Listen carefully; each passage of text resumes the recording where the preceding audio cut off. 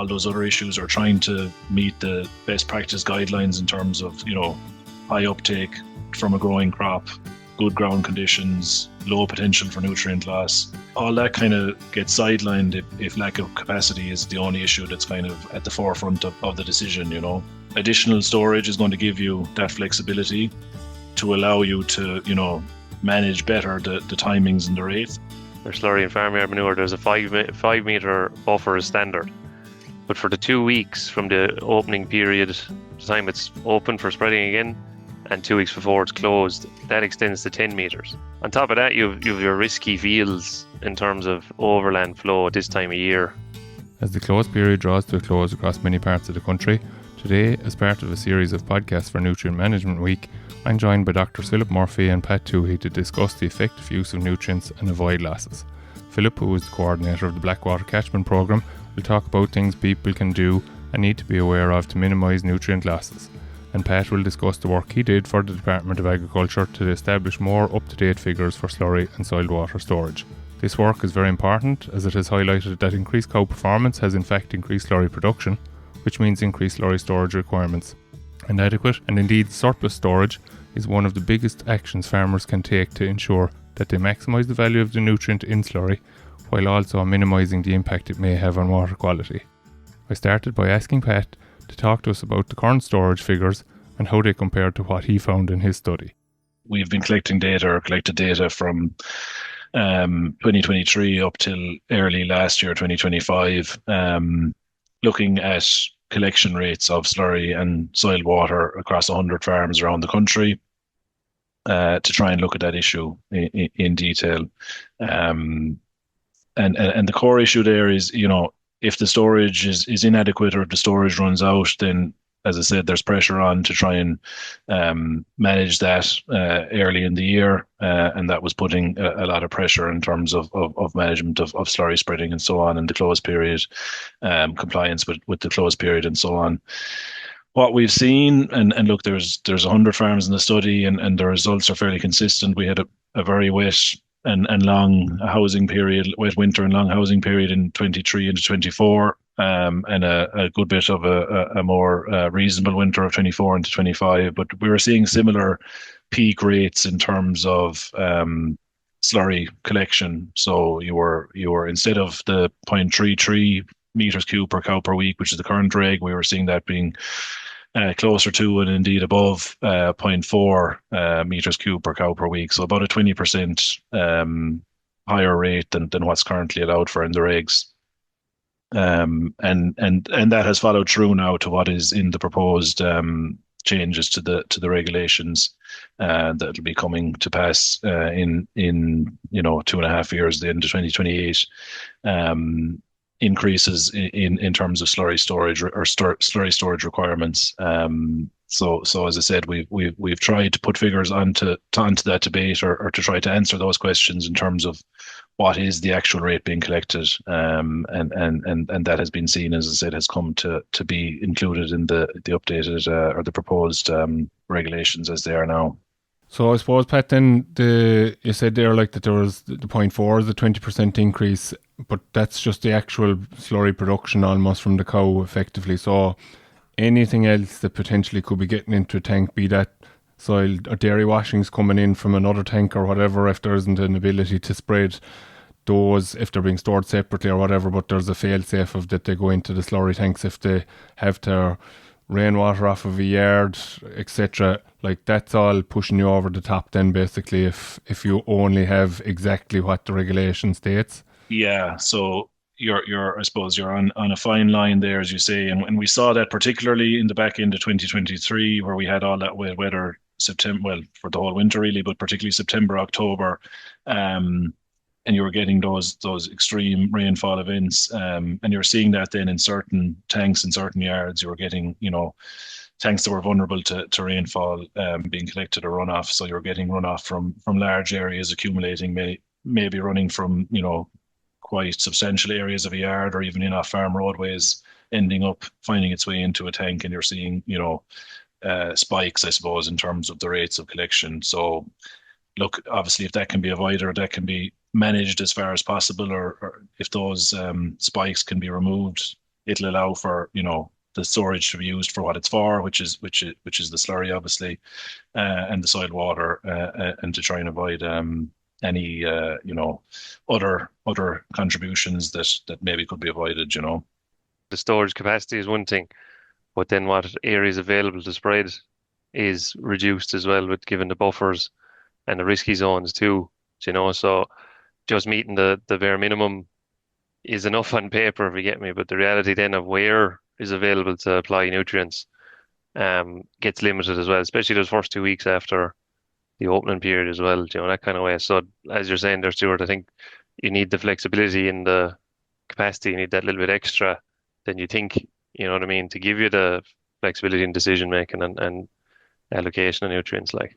Yeah, so like Pat, in reality, are we talking about, you're saying that there's an extra 20% required, but is that in reality 20% plus 20% almost, like that there's no buffer built into the extra 20% that you're talking about needing on foot of the study that you did?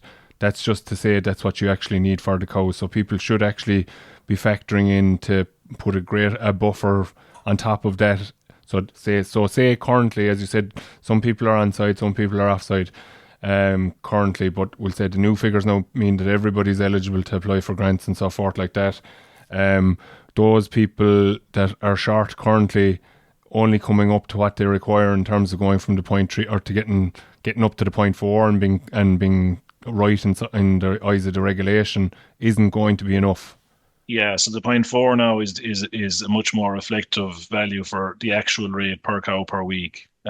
So getting up to that will get you to that point. But there, as you say, there's no buffer around that. And if, as is likely to be the case, as sure as night follows day, we're going to meet another winter like we had in 23 into 24. I know it was particularly extreme. We had heavy rainfall and an extended housing period from September till nearly May in large parts of the country. But if that comes again and you're having to house for that extended period, and there's obviously trying to manage around that, I suppose there needs to be a consideration around what's appropriate in different parts of the country and in different soil types and so on. But the rate is the key change, I suppose, for now. But the same advice or the same guidance around as has always stood, even when the lower rate was there, or the current rate as it is allowing for a bit of, you're not going to get the perfect scenario every year that the number of weeks holds, and your capacity is going to suffice. There's going to be variation around that. So to allow a bit of buffer would be certainly wise in that circumstance. Okay, so now that you mentioned the buffer there, Philip, we might just come to you in terms of just making people aware of the increased buffers that you just mentioned there a minute ago as well, around this time of year. So just, I suppose, for people that are, look, I think there's a lot of people probably find that in reality, they shouldn't be under pressure technically if they have adequate storage.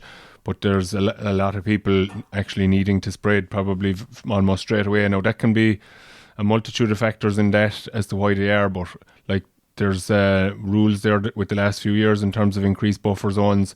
I suppose just fill people in terms of what the buffer zones are in the short term, and we'll say the changes that come to them then when we're 2 weeks out from the closed period at the far side and 2 weeks coming out from it as well, going into the growing season. Well, I think Pat's talking about a structural buffer there, and then the buffer zones then are the imaginary boundary that you have to step back from when you're applying it in the field, that kind of way. So from the start, from organic material or organic matter that's being applied, or slurry and farmyard manure, there's a 5 meter buffer is standard. But for the 2 weeks from the opening period, the time it's open for spreading again, and 2 weeks before it's closed, that extends to 10 meters. So it's quite a significant area of your field. I actually did an example earlier on. So there's a field at home there.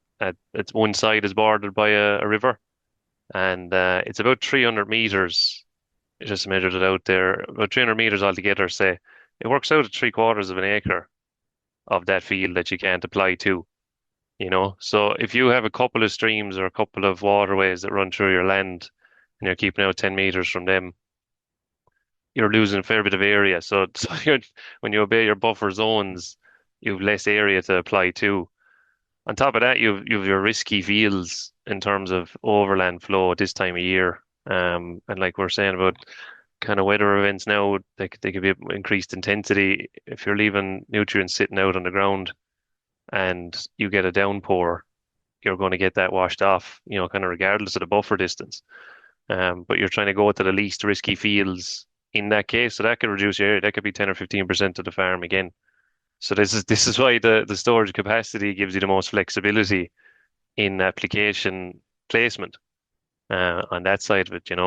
Because you're coming under pressure, maybe from a storage point of view, you're going out, you're spreading in less than ideal conditions maybe on fields that don't need that nutrient in a lot of cases. Yeah, there's a lot of environmental cues there that you have to obey first, and be it your rainfall, your forecast. First of all, you're not going to be putting it out before a big storm event or even a heavy rainfall event. It doesn't need to be too significant either to move organic material off the surface. So that's, makes it a lot more difficult where it's placed, and I suppose the timing of it's placed. The obviously soil temperature and what you're applying nutrients for, it's to be taken up by grass. Early in the year, the low grass grass growing rate, and the soil temperature being so low will not soak up those nutrients or use those nutrients as efficiently as it would come later spring or summer. So that application rate is probably far exceeds the growth rate and the nutrient demand at the time. So they're kind of the environmental cues at this time of the year. And when temperature, I think I just make a point on temperature. Like, temperature drives everything in the soil. So if their microbial or microbial biology doesn't move or don't move at a lower temperature, so below 6 degrees, say, you're not going to get a breakdown of the organic material. You're not going to get the process of it turned into nutrients that'll be available for the grass to uptake either. So effectively, that's a nutrient load sitting there with no uptake, and that's the risk there. You're trying to reduce that nutrient load. That's the economics of that. Then I don't have the values for it, but the economics of that is a significant risk too. That's a point that we were discussing, I think, as well. The economic value of that. There's a potential environmental loss there, and there's very much a financial loss. When the uptake is low and the resource isn't used, you're either not growing that grass and you're having to supplement with meal, or to grow that grass, you're importing fertilizers. So there's costs there. So you're underusing the resources or the nutrient that's already on farm, and you're buying in something to replace it. So it doesn't make sense on a number of fronts.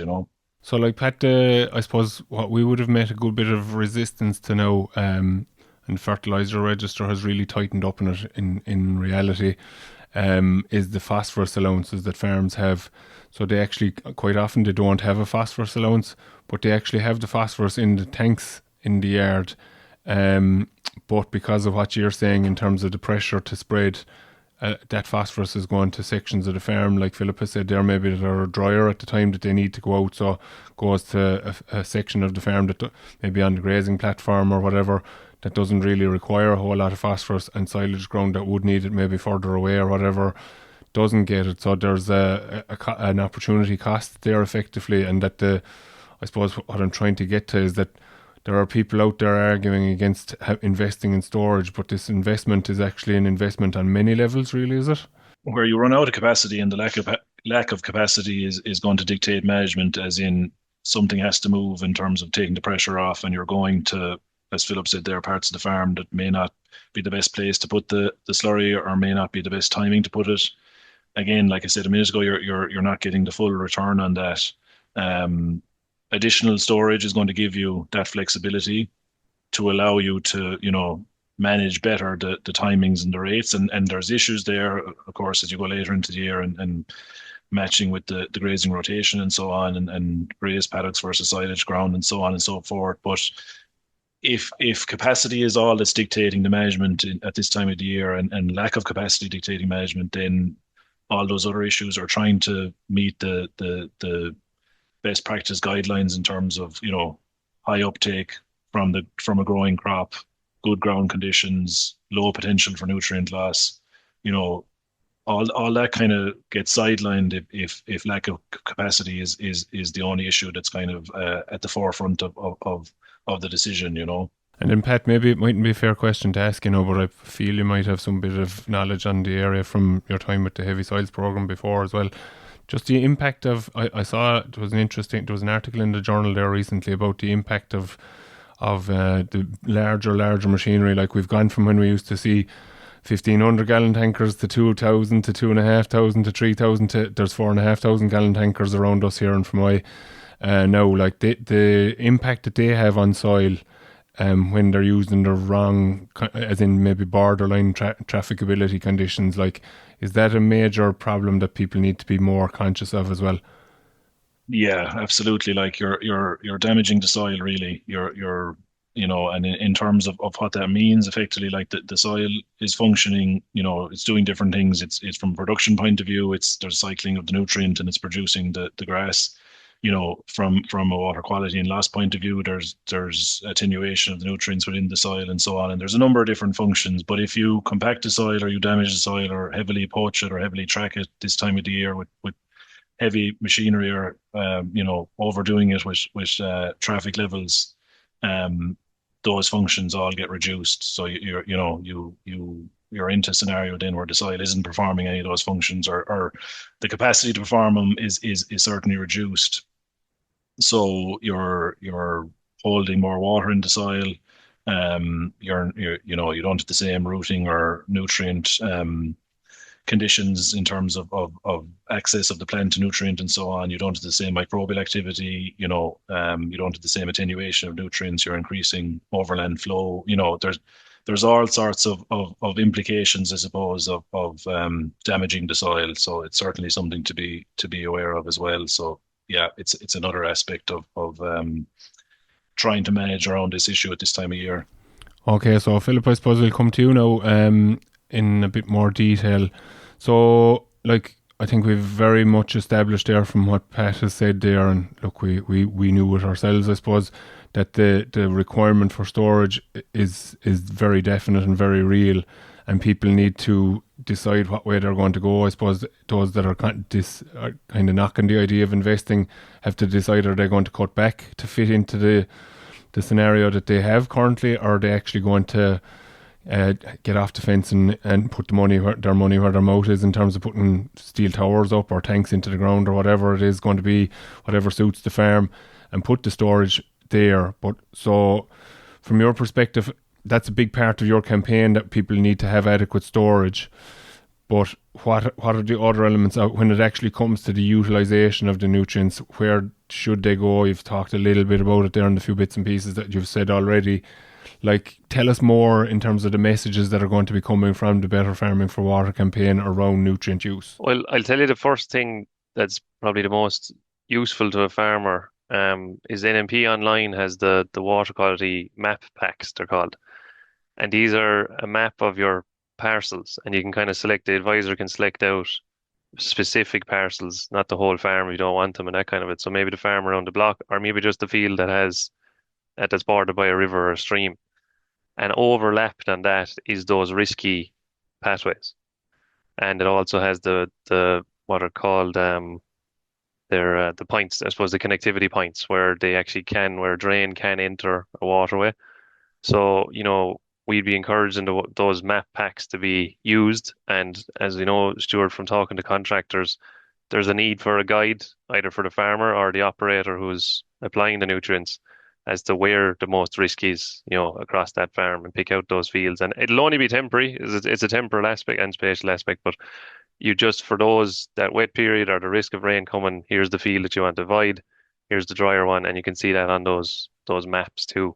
You know what I mean? And just when you've got your farm boundary in it, it gives you a good chance of, just makes it very easy for someone to operate with, I would think. So that's one option. On the nutrient efficiency side, it's the usual message with the soil fertility, particularly for all nutrients, just having that pH right. But people who don't have nutrients applied yet, get your soil samples done, get them into NMP Online as well. And actually, again, you can map the soil fertility across the farm too. And again, if you're with your low pH fields, maybe that's a field that you could be losing nutrients on if it's not going to be at the right pH to get your nutrient use efficiency maximized on. It could be these are all decision support tools, if you get me. It's going to be different for every farm, but if you can get a kind of a map tailored to your farm like that, I think it gives everyone a good chance. Other than that, look, we've a kind of like that. This is the time of the year. Obviously, we're getting your nutrients. You're getting your collector information for nutrient management plan, sticking to it. As Pat alluded to there as well, you kind of want to replace your organic manure fertilizers with your chemical where you can.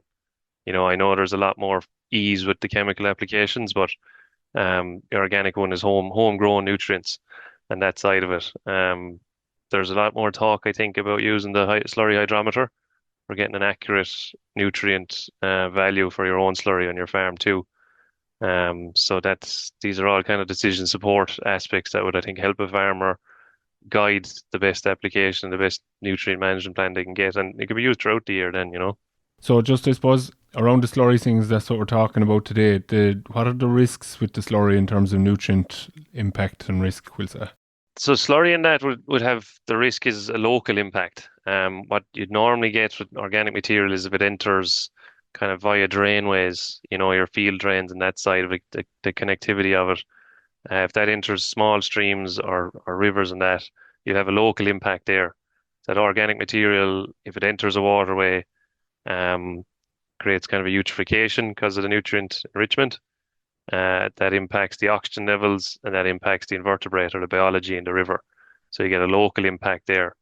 Now, what can happen is you get an acute impact, so it happens immediately there and in that particular area.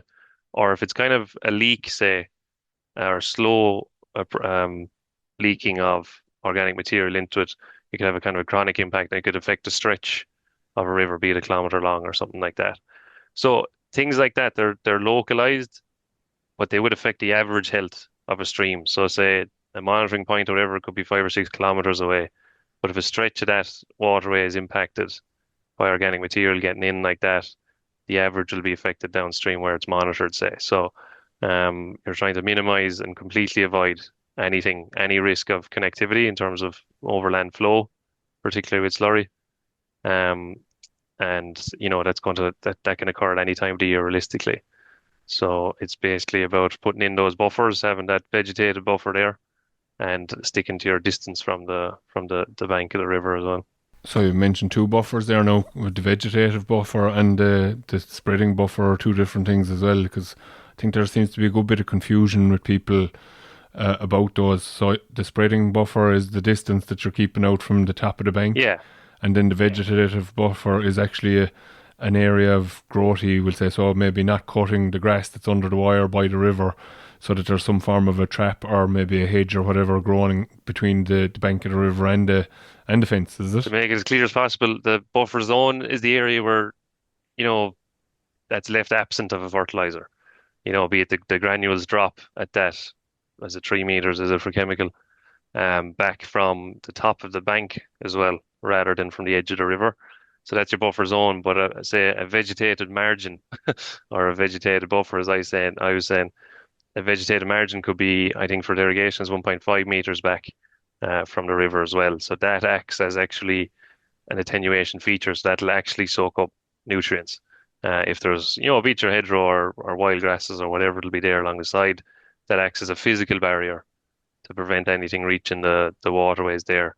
So that's a minimum requirement I think now for definitely irrigation of 1.5 meters, and that's vegetated. And then there's buffer zones where literally your slurry needs to stop 10 meters out for the first 2 weeks and then 5 meters out for the rest of the year, other than the 2 weeks before the period. So you said there now about the local impact, Philip. Does that kind of explain some of the reason why you can have on the same length of water course, we'll say, you can have good quality and mediocre quality at different points? Is that the reason? So there's somebody doing something upstream, has an impact on it, but further downstream then everything is okay, there's nothing getting into it, nothing happens locally, so the quality actually can improve again. Yes, yeah. So that's largely, I'd say, if you're just thinking about the color differences, they're your monitoring point differences. There's a different points, if you get me. So they can be they monitor about, it could be nearly 10 or 15 kilometer stretches, say, the monitoring points that are there. And, you may have one tributary that's impacted for whatever reason, just say it is a drain connected and organic material gets in, that may be impacted, but it may be diluted when it reaches the main channel, or the impact may be diluted by it reaches the main channel. And so that monitoring point might be fine, but the tributary is impacted. And that's what I'm talking about. The average of the river is important. So you need to minimize every little incident that can be around to give the monitoring point the best chance. And so what you're talking about in different colors, one stretch of the river, and it's a good resolution to check water quality instead of taking it as a whole river system, which could be 100 kilometers long or more. Looking at kind of 10 to 15 kilometer stretches gives you a chance to be targeted on the status and where improvements are needed on that side of it. So yeah, that's why you could get two different colors on one main channel, say. Okay, so look, we're kind of running out of time there. So I suppose just in terms of the effective use of nutrients and avoiding the losses, what are your key take-home messages? I suppose I might ask you for two, Pat, on the storage side of things, and I'll ask you for two then as well, Philip, because we'll give four points for people to work with. I'm not sure if I have two. Mine is kind of the same. It's all the one for me, lads. It's being aware of what is required, allowing for that in terms of storage capacity, and utilizing that storage capacity. We can dance around it all we want, but people will know. Over a number of years, two springs are the same or no two winters are the same. But over a number of years, if you're consistently under pressure, trying to manage slurry over the winter and into the early spring, then there needs to be considerations, regardless of the upcoming changes in the regs. In terms of ease of management and so on. To really look at what's required for what amount of slurry is being collected and soil water is being collected in the farm in the year to allow for sufficient capacity and utilize that capacity then to utilize it as best as possible. Okay, and Philip, I might actually ask you, cut across you for a second, I suppose. What's your advice to people that, obviously Pat has outlined that there's a shortage of storage in general because the numbers that people were working to were wrong. So that means that there are currently people that are under pressure, and there are people, we'll say, in the Limerick area and in the 18-week storage period area that are under pressure, and the date is going to open up in the next couple of days for them. Like, what's your advice to those people that are under pressure currently? Like, they're going to have to do something. What's your recommendation to keep? What's the best advice that they can follow in terms of trying to minimise effects on water quality in their area? Minimizing risk and ultimately impact in that case under pressure, and I know there's a lot of people that are under pressure that way, is little and often and in the right location. That still is very important. You may be under pressure, doesn't mean you need to get everything out and buy yourself 6 weeks worth of time. You might only need to buy yourself a week's worth of time, with one application. If you can be that flexible, I know it doesn't work ideally on the contractor side, but if you can just buy yourself 1 week at a time or 2 weeks at a time with your applications, it's probably the best approach when you're under pressure that way. Obviously, to de-risk, then you're trying to get it. You're going to avoid those fields with waterways or high connectivity in terms of drainways that could bring anything to a waterway if it does get that heavy rainfall. Okay, and then I suppose your two key messages will say, you can even have three if you want, because Pat only used one. A gift. No, I think that's one of them in one way, Stuart. That you're trying to de-risk it. It is only temporary. You know what I mean? It is until the grass gets grown and the timing gets right on that. But additional decision support comes in the form of those maps. Say with NMP online, be it a soil fertility map where pH would make the most, if the pH is optimum, get the most of the nutrient use. And the map pack, then the water quality map pack, will tell you which fields would be best for the next couple of weeks as we're going into still in a risky period. I'll just say one point that this time of the year, Stuart, there's still a lot of rainfall to come, and there's still a lot of drainage to come. And by drainage, I mean downward movement of water as well. Now that's usually carrying the previous season's nutrient load or nutrient management, if you get me, but that's still to come in the next 6 to 8 weeks, that kind of way. So it's still very important to be conscious of weather events now and the less risky areas. So that's coming back to the rate point, I suppose, that John is making there. John Maher talks about 4 hours, and rate is one of them. So low application rates, the right place you've been talking about as well, and the right field and so forth. It's that's, and the other R that comes into it is recharge. So you like we've talked a lot about that recharge happening in November, but you're saying that that's still important at this stage of the year. Absolutely, yeah. Just for overland flow, so fields are at they have field capacity at least in terms of water. So you're not going to get an overland flow in say poorly drained soils, and then where it sits on it, get a downward movement if we have kind of a drying out happening. But that's still going to be occurring. So that's sorry, I'm just going to tangent for a second, but looking at nutrient loads at the minute, that nutrient load has been increasing since November as drainage water comes through. Now, I'm saying that that's the previous year's activity, if you get me, but drainage water and overland flow are still a risk going from November up to February, almost before it starts to get back down to a good soil moisture deficit level that reduces that downward movement and reduce the overland flow risk anyway. Long and the short of it, so is assess the storage requirements. Definitely something that needs to be considered in 2026 for people is to start investing in additional storage over and above the regulation requirements.